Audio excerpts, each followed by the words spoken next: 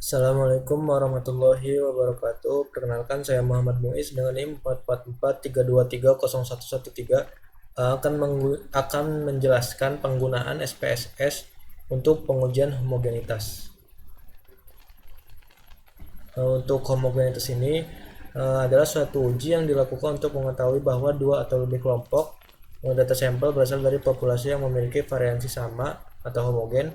Pengujian ini juga merupakan persyaratan sebelum melakukan pengujian lain, misalnya seperti t-test dan tabel ANOVA.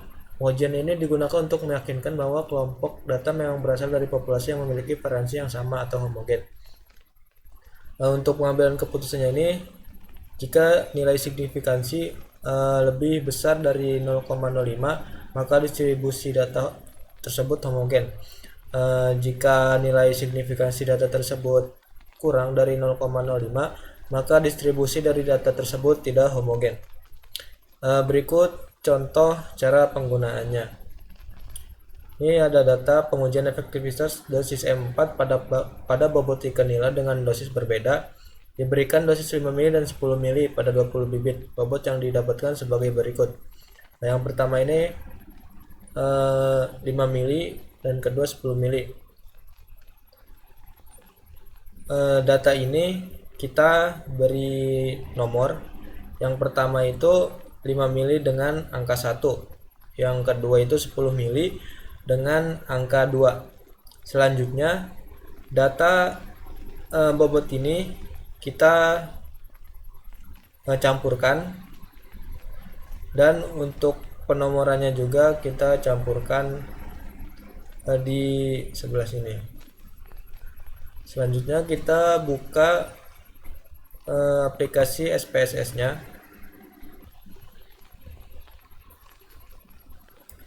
Data yang kita sudah campurkan langsung kita paste di aplikasi SPSS-nya.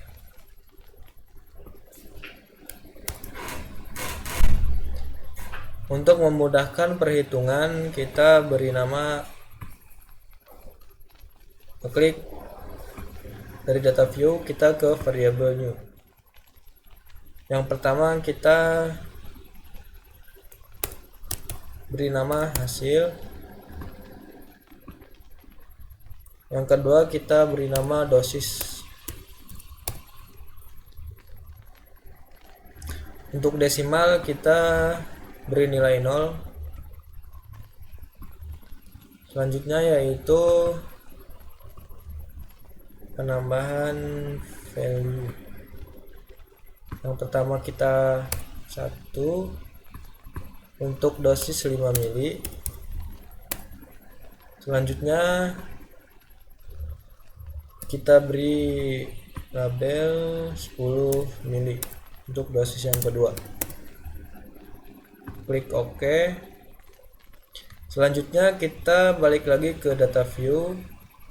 Kita masuk ke menu analisis, cari menu compare means and properties. Selanjutnya yaitu on Y ANOVA. Untuk hasil kita masukkan ke dependent list. Dosis kita ke faktor. Selanjutnya yaitu option, klik homogeneity of variance test, klik continue, lalu klik OK. Nah, ini data yang kita dapatkan. Bisa kita lihat untuk hasil yang didapat ini nilai signifikansinya berjumlah 1. Maka sesuai konsep yang tadi, maka distribusi data tersebut bersifat homogen karena nilainya lebih dari 0,05.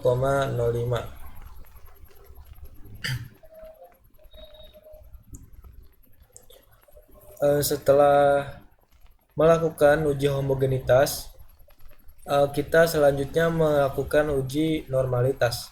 Nah, caranya sama seperti langkah di awal. Untuk yang berbeda itu cara analisisnya.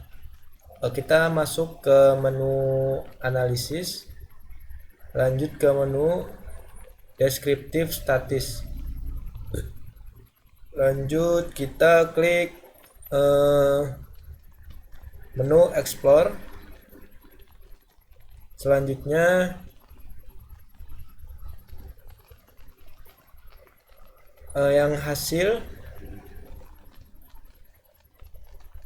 masuk ke dependent list dan dosis masuk ke factor list. Selanjutnya kita masuk ke menu plots, lalu centang pengaturannya seperti ini. Normalitas plot twist harus tercentang. Selanjutnya klik continue, lanjut klik OK.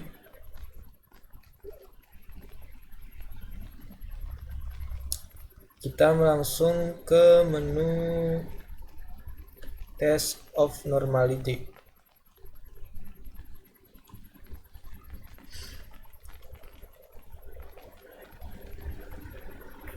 Seperti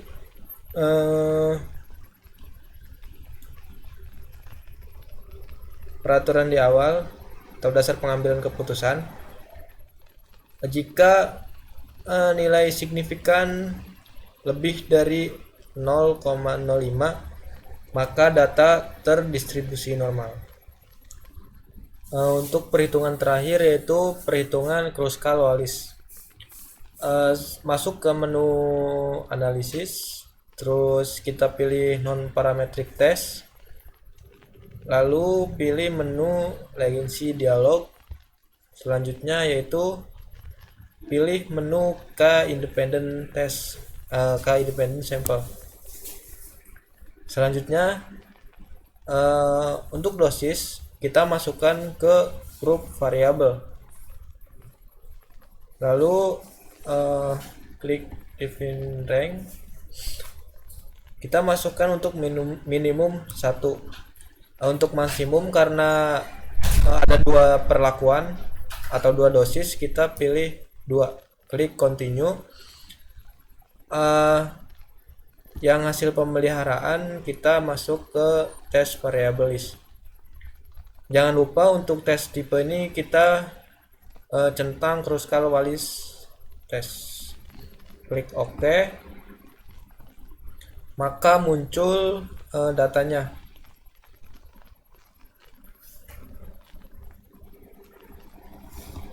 Jadi ini untuk hasilnya.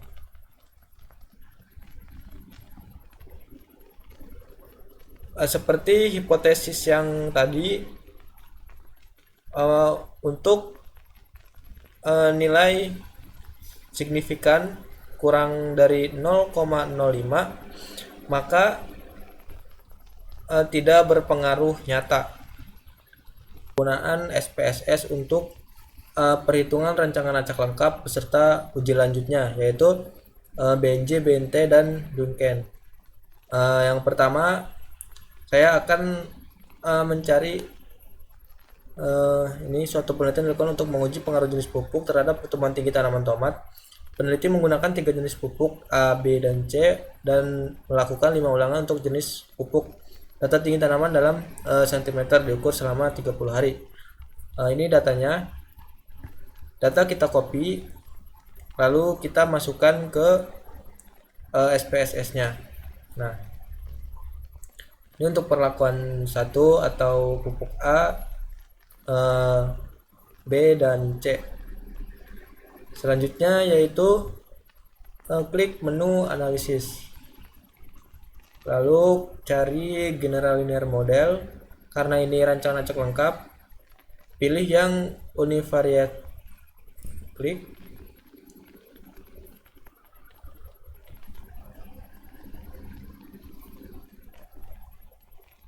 Untuk perlakuan ini kita masukkan ke fixed factor dan tinggi ke dependent variable, lalu ke post hoc, menu post hoc ini.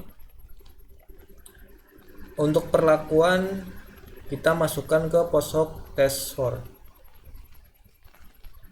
Nah, lalu klik LSD, Tukey, dan Duncan. Lalu klik continue. Klik OK.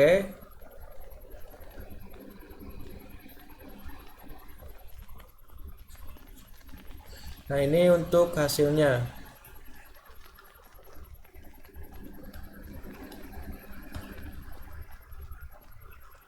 Selanjutnya yaitu pengujian rancangan acak kelompok. Jadi kita siapkan yang tadi datanya. Selanjutnya yaitu menu analisis, terus ke general model lagi, ke univariate. Kita masukkan ke dependent variable. Untuk ulangan dan perlakuan masukkan ke fixed factor. Masuk ke model ulangan, pindah ke kanan, dan perlakuan klik ke main effect, lanjut continue. Selanjutnya yaitu masuk ke PostHop, ulangan dan perlakuan kita pindah ke kanan, lanjut ke LSD test kita centang, Tukey centang, dan Duncan kita centang. Continue, ulangan dan perlakuan juga kita pindah ke kanan, klik continue, lalu klik OK. Nah, ini untuk hasilnya.